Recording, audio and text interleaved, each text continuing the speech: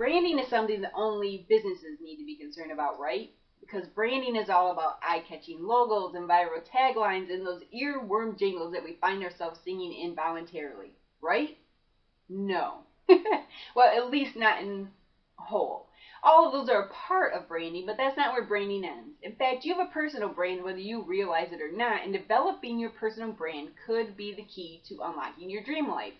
And yes, I realize that statement may sound a bit sensational to you right now, but I've come to this realization after deliberately thinking about it quite a bit, because I've been learning about branding for the expectation gaps, and in the process I figured out how I could focus on my personal brand. And as the title of this post suggests, I also figured out that developing a personal brand can unlock opportunities that you can then use to create your dream life. And that's what I want to share with you today. Because you deserve to stop settling for good enough and start living the fulfilling life you were meant to live.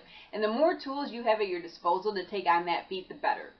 So let's get into it by discussing what branding is, and specifically what personal branding is, why branding is important in the role that it plays in your everyday life, and last but not least, how to develop your personal brand. But first, I think we need to define what a dream life is. What do I mean when I say your dream life? It's kind of an important thing that I need to explain so that we can develop our personal brands with intention. I'm not talking about days filled, sailing to your private island on your yacht while being served the finest wines by your favorite cabana boy or cabana girl, whatever the case may be. Although I guess that does sound like a pretty good life, it's not going to bring you a fulfilling type of happiness. So no, the dream life I'm talking about, the dream life that you want to unlock, would look a little something like this. You will be intentionally working toward a meaningful goal every day. You will surround yourself with what I call green flag people, who are people who make you a better person just by being around them.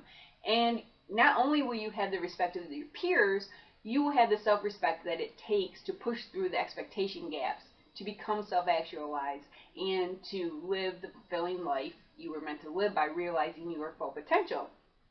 And above all that, you will have attained eudaimonic happiness, which is the kind of happiness you realize when you live up to rather than shy away from your full potential. Now that sounds like a dream life to me. How about you? Yes, it does. So then let's keep going and answer our next question. What is a personal brand? So in a nutshell, your personal brand is what people, or who people think you are. Ideally, you want your personal brand and your true self to be in balance. And that balance is going to create a stable foundation for your dream life. Now take a minute here to just picture a seesaw. And your personal brand is sitting on one side of the seesaw, and your true self is sitting on the other side of the seesaw. And if the two sides are out of balance in either direction, that's going to create an unstable base for your life and for your dream life. What's going to happen is you're going to attract the wrong people, you're going to miss opportunities, and you're going to struggle to find meaning in your life. And we'll talk a little bit more about the importance of personal branding in a bit, but first I want to share Rob Brown's definition of personal brand or a brand. And he is a networking expert and a best-selling author. And he also calls it not just personal brand, but your reputation. And I like his definition because it's such an interesting way to think about it. So here goes. He says it's the piece of real estate in people's minds that they occupy thinking of you. And then Brown goes on to say that your reputation or your personal brand is what people see, feel, think, do, or say when they come in contact with you or your name. And then I also like this definition from Dave Carroll, who is a singer-songwriter. And he says that your personal brand is nothing more than the sum of the conversations being had about you. And again, I thought that was a pretty interesting way to think about it. So now that we have a shared definition of what a personal brand is, let's look at some ways that your personal brand influences your everyday life. And we're going to call these personal brand touch points. In the marketing world, brand touch points are all the ways that your brand interacts with your audience. So brand touch points for a business could be email, social media, their website, their marketing campaigns, the content that they put on their website or content they put out, their e-commerce activities, etc. All these things, all the ways that they touch their audience. And companies who want to stand out from the crowd know that to ensure their continued success, they have to make sure that their branding is consistent across all of their brand touch points. But what are personal brand touch points? Well, they're the ways that you interact with people on a daily basis. And a personal brand touch point could be a face-to-face interaction, an email, a text message, a social media post that you put out. Maybe it's a project proposal that you're presenting to work or community group, whatever. Or maybe it's the completed project itself. And the list, of course, could go on and on, but it's all ways that you interact with people on a daily basis. And the important thing to keep in mind is that these touch points will overlap. So they're going to overlap between your personal life, your social life, and your professional life. And you want to be sure that your personal branding is consistent across all those touch points, just as a successful business would. And of course, the way you interact with people in your personal life will be different from the way that you interact with people in your social life or in your professional life, but you still want to send a consistent message about who you are, no matter what life you are participating in at the moment. That's how you're going to balance your seesaw that we just talked about a minute ago. And that also leads us to discussing our next question, which is, why is your personal brand important? So besides balancing your seesaw, your personal brand will help you meet your needs. And the needs that I'm talking about here specifically are your love belonging need and your self-esteem need, which are both needs that were outlined by Abraham Maslow in his hierarchy of needs. And if you're not familiar with this concept, I do have a link at the end of the narrative post that will lead you to a very comprehensive article about Maslow's hierarchy of needs. But the point is, you have to meet your needs to become self-actualized, or in other words, to unlock your dream life. And one way that you meet your needs is by building strong relationships with people, or your audience is another way to think about it when we're talking branding. And how do you attract the right audience? You guessed it, by developing your personal brand, of course. And what should your target audience look like? Well, your target audience should genuinely want best for you and accept you for who you truly are. They should challenge you to grow, and they should challenge you to live into your full potential. They should respect you, and they should also recognize the value that you add to your life. This is your ideal target audience, and I also call it green flag people. So what a well-developed personal brand will do is it's going to set you apart from the crowd in your target audience's eyes. And in the process, you will be positioning yourself to unlock opportunities that you never could have even envisioned. And you're going to become the go-to person. You're going to become the one who's asked to participate in all the worthwhile experiences. You're going to be the one who has people knocking on his or her door rather than the other way around. So I'll ask this question again. Does that sound like a dream life or what? Yes, of course it does. Absolutely. But we still need to discuss how you actually build your personal brand. So here we go. Here's what you've been waiting for. The nitty gritty, the nuts and bolts, the meat and potatoes.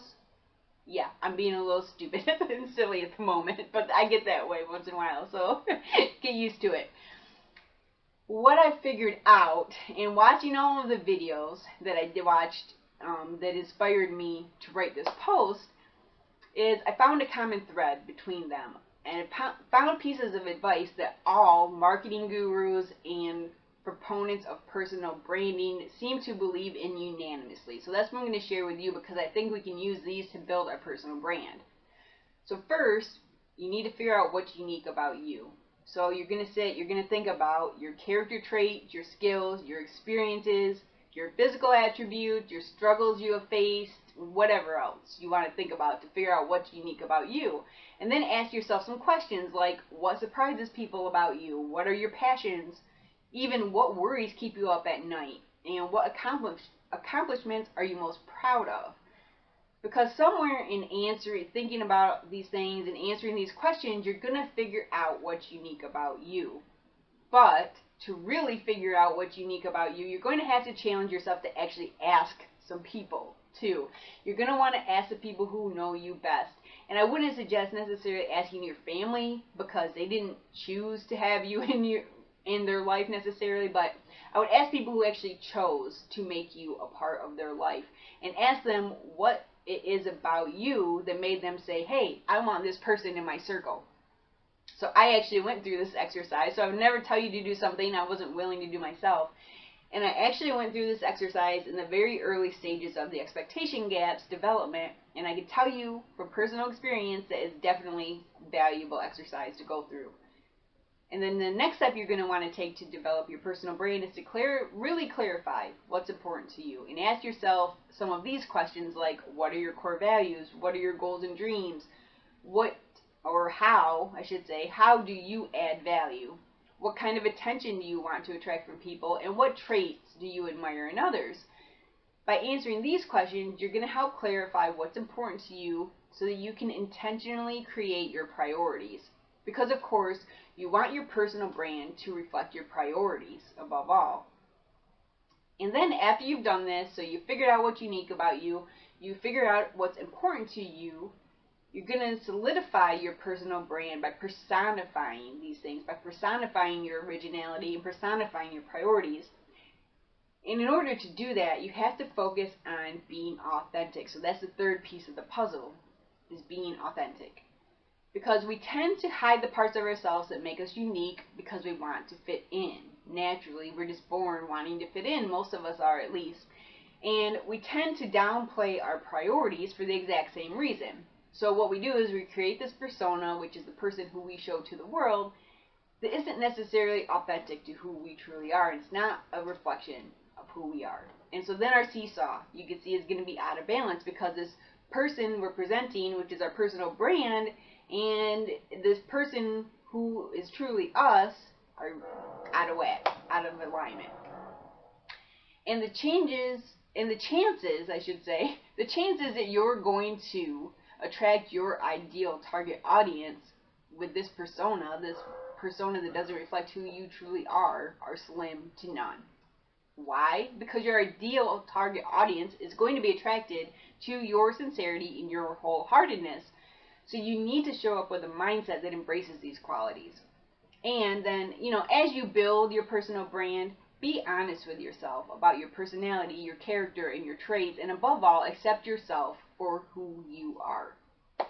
And as I said at the beginning of this post, you have a personal brand, whether you realize it or not. And if you don't focus on developing it, someone else is going to develop it for you. And while it's true you cannot control other people's opinions of you, you can intentionally try to influence what people feel or think or say when they think of you, when they hear your name. And the people who are positively influenced by your uniqueness, by your priorities, by your sincerity, these people are going to be your target audience. And you will form strong relationships with these people, with your audience. And these relationships will help you meet your needs. And once your needs are met, then of course, you can create your dream life or unlock your dream life. So that's how it's full circle. From creating your personal brand, how we go full circle, I should say. From creating your personal brand to living your dream life. But beyond that, with a well-developed personal brand, you will be better equipped to stand up for your values and your beliefs. You will be confident yet humble because you will know who you truly are. And you will learn to find internal validation because you will be living authentically. And at that point, your dream life will be a given. So if you're ready to start focusing on your personal brand, be sure you take advantage of the worksheet that I put together for you. It's going to help you take action on the ideas that we introduced in the post here. And until next time, stay curious.